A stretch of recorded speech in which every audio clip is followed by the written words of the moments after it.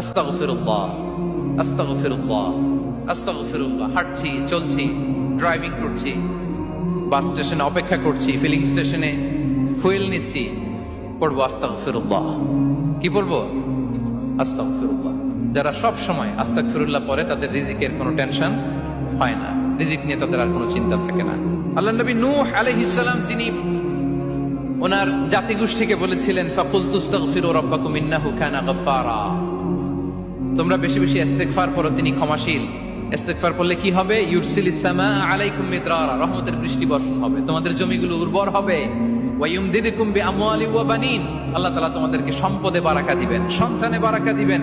ওয়া ইয়াজআল লাকুম জান্নাতিন ওয়া ইয়াজআল লাকুম আনহারা, তোমাদের ফসল ক্ষেতগুলো সবুজ শ্যামল হয়ে ভরপুর হবে, তোমাদের রিজিকে বারাকা নেমে আসবে। তাহলে আমরা যেন বেশি বেশি ইস্তেগফার করি। বিষ্ণু ইসা ইসলাম বলেছেন মান লাযামাল ইস্তিগফার